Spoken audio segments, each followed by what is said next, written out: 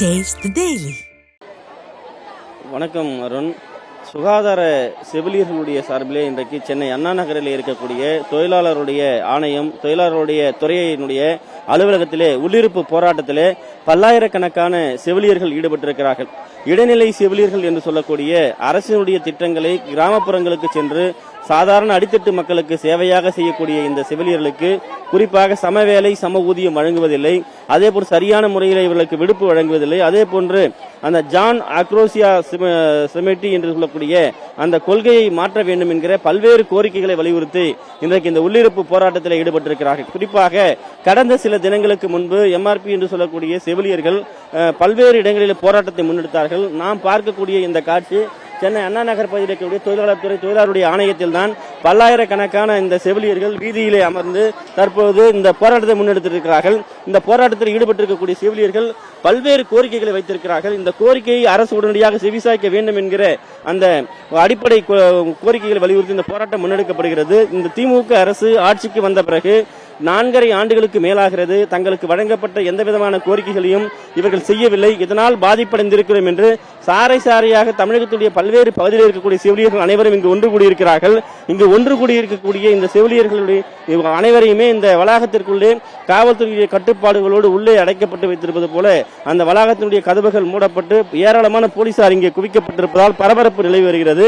குறிப்பாக இந்த செவிலியருடைய கோரிக்கை சீருடை ஆணையம் மற்றும் சீருடை செலவை படித்தொகை வழங்க வேண்டும். ஊதியத்துடன் கூடிய மருத்துவ விடுப்பு 12 மாதங்களுக்கு வழங்கப்பட வேண்டும்.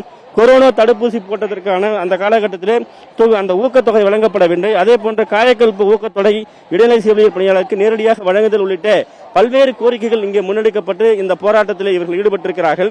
தமிழகம் முழுவதுமாக சுமார் 5000க்கு மேற்பட்ட இந்த செவிலியர்கள் இங்கே பணியாற்றி வருவதாக கூறப்படுகிறது. இந்த செவிலியர்கள் அனைவருமே இங்கு தரையில் அமர்ந்து தங்களுடைய கோரிக்கைக்கு அரசு செவிசாய்க்க வேண்டும் என்கிற இந்த முன்னெடுப்புகளை முன்னெடுத்திருக்கிறார்கள். இந்த செவிலியர்கள் அமர்ந்திருக்கிறார்கள். அம்மா, உங்களுடைய கோரிக்கை என்ன? எதுக்காக அமர்ந்திருக்கீங்க? எங்களோட கோரிக்கையை எங்க தலைவி சொல்லுவாங்க. எங்களோட தலைவி தான் சொல்லுவாங்க. சுந்தரின்னு சொல்லி எங்க தலைவர் இருக்காங்க. இல்ல, எல்லாமே எங்களோட தலைவி. குறிப்பாக இங்கு இருக்கக்கூடிய இந்த செவிலியர்கள் தங்களுடைய பிரதிநிதிகள் தான் இது குறித்து பேச வேண்டும் என்கிற நிலையில இருக்கிறார்கள். ஏராளமான செவிலியர்கள் பல்லாயிரக்கணக்கானோர் வீதியில் அமர்ந்திருக்கிறார்கள். இந்த வளாகம் முழுவதுமாக வெள்ளை நிற ஆடைகளோடு இந்த செவிலியர்கள் குவிக்கப்பட்டு தங்களுடைய போராட்டத்தை முன்னெடுத்திருக்கிறார்கள். இந்த போராட்டம் என்பது செவிலியர்களுக்கு இழைக்கப்பட்டிருக்கக்கூடிய அநீதியாகவே பார்க்க முடிகிறது. ஏற்கனவே செவிலியர்கள் ஒரு வார காலத்திற்கு மேலாக இங்கு போராடி இருக்கிறார்கள். போராடிய செவிலியர்களுக்கு இன்னும் கூட முழுமையாக நியாயம் கிடைக்காத நிலையிலே தற்போது இந்த இடைநிலை செவிலியர்கள் போராட்ட களத்திலே குதித்திருக்கிறார்கள். ஒருபுறம் துப்புரவு பணியாளர்கள் போராட்ட களத்தில் இருக்கிறார்கள், இன்னொரு புறம் இடைநிலை ஆசிரியர்கள் போராட்ட களத்தில் இருக்கிறார்கள். ஏற்கனவே எம்ஆர்பி செவிலியர்கள் போராட்ட களத்தில் இருக்கிறார்கள். தற்போது அரசு மருத்துவமனைகளிலே, குறிப்பாக கிராமப்புற மருத்துவமனைகளிலே இங்கு இருக்கக்கூடிய செவிலியர்கள் மிகப்பெரிய அளவில் இந்த போராட்டத்தை முன்னெடுத்திருப்பது என்பது இந்த நோயாளிகளுக்கு, அரசு மருத்துவமனை வரக்கூடிய நோயாளிகளுக்கு மிகப்பெரிய அளவில் பாதிப்பை ஏற்படுத்தக்கூடிய நிலை இருக்கிறது. குறிப்பாக அகிலா என்கிற செவிலியர் நம்மோடு இணைகிறார். இந்த செவிலியருடைய போராட்டம் எதற்காக நடத்தப்படுகிறது? என்ன பிரச்சனை சார்? நாங்க ஒரு நிமிஷம் சார், நாங்க இடைநிலை சுகாதார செவிலியர்கள் சார். அங்க சிஸ்டர் பேசுறாங்க, கூப்பிடுறாங்க சார். ஒரு நிமிஷம் சார். குறிப்பாக இந்த செவிலியர்களுடைய பிரதிநிதிகள் இங்கே பேச்சுவார்த்தை நடத்தியிருந்தாலும் கூட தொடர்ச்சியாக இந்த பகுதியிலே செவிலியர்கள் ஏராளமான குழுமி இருக்கிறார்கள். இந்த போராட்டத்தின் முக்கிய அம்சம் என்ன? எதற்காக போராட்டம்? எங்களுக்கு சம வேலைக்கு சம ஊதியம் வேணும் சார். நாங்க தமிழ்நாட்டில் இடைநிலை சுகாதார பணியாளர்களா ஆயுஷ்மான் ஆரோக்கிய மந்திரில் வேலை செய்யறோம் சார். இதுக்கு முன்னர் அதோட நேம் துணை சுகாதார நிலையம்னு இருந்தது சார். இப்போ அது புதிதாக பேர் மாற்றம் பட்டு ஆயுஷ்மான் ஆரோக்கிய மந்திர்னு வந்திருக்கு சார். நாங்க அதுல தமிழ்நாடு இடைநிலை சுகாதார பணியாளர்கள் வேலை செய்யறோம். அதுல 12 விதமான சேவைகள் கொடுக்கறோம் சார். 14 விதமான பரிசோதனைகள் செய்யறோம் சார். ஒரு கரு வயிறுல உருவானதுல இருந்து அந்த கரு கல்லறைக்கு போற வரைக்குமான கேர் எல்லாமே நாங்க கொடுத்துட்டு இருக்கோம் சார். எங்களுக்கு வெறும் 18,900 சம்பளம் மட்டும் தான் தராங்க. ஆனா மற்ற மாநிலங்கள்ல 70,000 80,000 தராங்க சார். மாத இன்சென்டிவ் 15,000 கொடுக்கறாங்க. ஆனா தமிழ்நாட்டுல அது கிடைக்கிறது இல்ல சார். ஏதோ ஒரு 1000 மட்டும் கொடுத்தாங்க. அது மக்களை தேடி மருத்துவத்துக்கா இல்ல எங்களுக்குரிய யூகேசி இன்சென்டிவா தெரியல சார். அதுக்கான விளக்கங்கள் எல்லாமே அந்தந்த டிபார்ட்மெண்ட்ல டிபிஎச்ஆ இருக்கணும், என்ஹெச்எம் இருக்கணும், எல்லா இடத்துலயும் கேட்டுட்டோம் சார். ஹெல்த் செக்ரட்டரி ஆபீஸ்லயும் கேட்டாச்சு, எல்லாருக்குமே மனு கொடுத்தாச்சு சார். ஆனா ரெஸ்பாண்ட் இல்ல சார். எங்களுக்கு அதுல எந்த பெனிஃபிட்டுமே கிடைக்கல. மனு தான் நிறைய கொடுக்குறோமே ஒழிஞ்சு பெனிஃபிட் கிடைக்கல சார். அதனால இன்னைக்கு இண்டிவிஜுவலா இங்க லேபர் கமிஷனருக்கு எங்களுடைய நியாயத்தை கேட்கறதுக்காக வந்திருக்கோம் சார். இது தொழிலாளருக்கான ஆணையம், அங்க வந்து நாங்க நியாயம் கேட்க வந்திருக்கோம் சார். எங்களுக்கான நியாயம் கிடைக்கணும். நாங்க தொழிலாளர்களுக்கு ஒரு நியாயம் கிடைக்கணும், அதுக்காக வந்திருக்கோம் சார். நியாயம் கிடைக்காம கமிஷனரை பார்க்காம நாங்க இங்க இருந்து போக மாட்டோம் சார். இப்போ ஏற்கனவே பாத்தீங்கன்னா எம்ஆர்பி செவிலியர்களும் போராட்டத்தில் ஈடுபட்டாங்க. அவங்களை அரெஸ்ட் பண்ணி ஒவ்வொரு பகுதியில் கொண்டு போய் இறக்கி விட்டாங்க. மிகப்பெரிய அளவில் பாதிக்கப்படுறாங்க. ஏராளமான போலீசார் குவிக்கப்பட்டிருக்காங்க. என்ன மாதிரி நெருக்கடி இருக்கு, என்ன பிரச்சனை சார்? நாங்க காவல்துறைக்கு நாங்க சொல்லிட்டோம் சார். அமைதியான முறையில உட்கார்ந்து கேள்வி கேட்டு நாங்க போறோம்னு சொல்லிட்டோம் சார். நாங்க எந்த ஆர்ப்பாட்டமோ கோரஸோ நாங்க பாட போறது கிடையாது. அமைதியா இருந்து எங்களோட கோரிக்கைக்கு கமிஷனரை பார்த்து கேள்வி கேட்டு பதில் அவங்க சொன்னதும் நாங்க இங்க இருந்து அமைதியான முறையில கிளம்பி போயிருவோம். வேற எந்த பிரச்சனையும் நடக்காது சார். இப்ப திமுக அரசு இன்னும் ஆட்சி முடியறதுக்கு இன்னும் 2-3 காலம் தான் இருக்கு. இப்ப இந்த நிலையில 4.5 வருடமா இந்த கோரிக்கைகள் எதுவும் நிறைவேற்றல. இனிமேலாவது நிறைவேற்றுவாங்க எதிர்பார்க்கறீங்களா? நிறைவேற்றுவாங்களா? கண்டிப்பா நம்பிக்கை வச்சிருக்கோம் சார். 200% நம்பிக்கை வச்சிருக்கோம். அவங்க நிறைவேற்றுவாங்கன்னு நம்புறோம் சார். எங்களுக்கான உரிமையை தருவாங்க. நாங்க என்னென்ன வேலை பண்றோம்,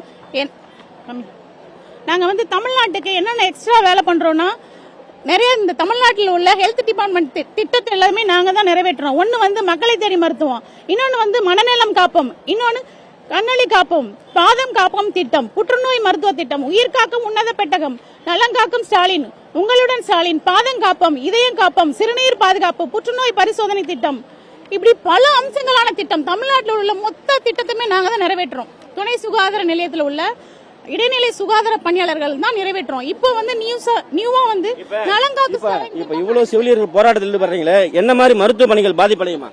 ஆமா, இப்ப மருத்துவ பணிகள் நோயாளிகள் என்ன மாதிரி பாதிப்பு? நாங்க இங்க வந்ததுனால நோயாளிகளுக்கு பாதிப்பு ஏற்படாது சார். ஏன்னா இது வந்து துணை சுகாதார நிலையம். அங்க வந்து மைனர் எலிமெண்ட்ஸ் மட்டும் தான் பாக்குறாங்க. எங்களுக்கு கீழே வேலை செய்யற VHNs அங்க இருக்காங்க, தன்னார்வலர் இருக்காங்க. சோ அங்க ஆள் இருக்காங்க சார் பாக்குறதுக்கு. நாங்க இங்க வந்திருக்கோம். ப்ராப்பரான ஒரு பர்மிஷனோட தான் சார் வந்திருக்கோம். எவ்வளவு பேர் தமிழகம் முழுவதும் நீங்க செவிலியர்கள் இருக்கீங்க? என்ன அடிப்படை பிரச்சனை? எங்களுக்கு 4848 பேர் நாங்க இடைநிலை சுகாதார பணியாளர்களா இங்க வேலை செஞ்சுட்டு இருக்கிறோம்.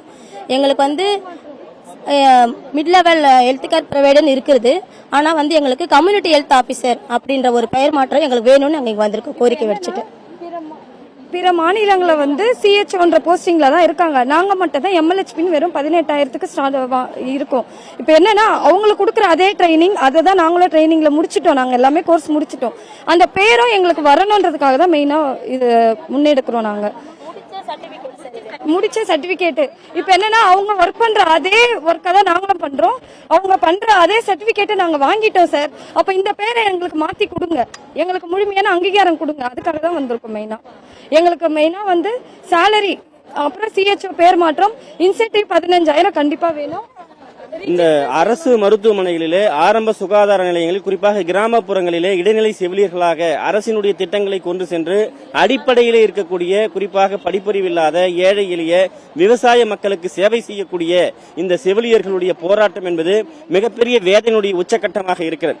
தேர்தலுக்கு முன்பாக அளித்த வாக்குறுதிகளை எதையுமே 356 போன்ற வாக்குறுதிகள் நிறைவேற்றவில்லை என்று ஏற்கனவே MRPS போன்ற செவிலியர்கள் போராட்டத்தில் ஈடுபட்ட போது அவர்களை கைது செய்து, குறிப்பாக சென்னையிலிருந்து ஊரப்பாக்கத்திலிருந்து கூடுவாஞ்சேரி, கிளாம்பாக்கத்திலிருந்து பெரம்பலூர், கள்ளக்குறிச்சி, சேலம், திருச்சி என பல்வேறு இடங்களில் நள்ளிரவிலே பெண் செவிலியர்கள் என்றும் பார்க்காமல் நடுங்கும் குளிரிலே இறக்கிவிட்ட காவல்துறை தற்போது சென்னை அண்ணா நகரில் இருக்கக்கூடிய தொழிலாளருடைய ஆணையரகம், தொழிலாளருடைய துறையை இந்த உள்ளிருப்பு போராட்டமாக முன்னெடுத்திருக்கிறார்கள். 5000 செவிலியர்கள் தமிழகம் முழுவதும் பணியாற்றக்கூடிய தங்களுக்கு சம ஊதியம், சம வேலை இல்லை. அதே நேரத்தில் தங்களுக்கு விடுப்பு வழங்கப்படவில்லை. தங்களுக்கான கொரோனா காலகட்டத்திலே சேவை செய்த அந்த பணிகளுக்கான ஊக்கத்தொகை வழங்கப்படவில்லை என்கிற பல்வேறு கோரிக்கைகளை வலியுறுத்தித்தான் இந்த போராட்டத்தை முன்னெடுத்திருக்கிறார்கள். வெள்ளை நிற உடையோடு இந்த அலுவலகத்தை உள்ளிருப்பு போராட்டத்தில் ஈடுபட்டிருக்கக்கூடிய அவர்கள் தொடர்ந்து நாங்கள் போராடி வருவோம், எங்களுடைய கோரிக்கை வென்றெடுக்கும் வரை எங்களுடைய போராட்டம் தொடரும் என்று அரசுக்கு எச்சரித்திருக்கிறார்கள். காவல்துறை மிகப்பெரிய அளவில் குவிக்கப்பட்டிருக்கிறார்கள். அடுத்து காவல்துறை தரப்பில் என்னென்ன மாதிரியான அழுத்தங்கள் கொடுக்கும் என்கிற நெருக்கடியோடு தான் இந்த உள்ளிருப்பு போராட்டத்தை முன்னெடுத்திருப்பதாகவும், தங்களுடைய கோரிக்கை இந்த அரசு செவிசாய்க்கவில்லை என்றால் இதனால் பாதிக்கப்படக்கூடியவர்கள் அடிப்படையில் கிராமப்புறங்களில் இருக்கக்கூடிய அப்பாவி மக்கள் தான் என்பதை உணரவில்லை. குறிப்பாக சுகாதாரத்துறை இது முழுமையாக உணர்ந்து செயல்பட வேண்டும் என்கிற நிலையிலே அவர்களுடைய கோரிக்கையை முன்வைத்து இந்த போராட்டத்தில் ஈடுபட்டிருக்கிறார்கள். தற்போது வரை இங்கே காவல்துறையினர் தான் அவர்களோடு பேச்சுவார்த்தை நடத்திருக்கிறார்கள் தவிர இங்கு இருக்கக்கூடிய தொழிலாளர் நலத்துறையை சேர்ந்த முக்கிய அதிகாரிகளோ, இங்கு இருக்கக்கூடிய தொழிலாளர் துறையை சேர்ந்த அமைச்சரோ யாரும் வரவில்லை. சுகாதாரத்துறையை சேர்ந்தவர்களோ பேச்சுவார்த்தை நடத்தப்படவில்லை என்பதுதான் இவருடைய முக்கியமான கோரிக்கையாக இருக்கிறது.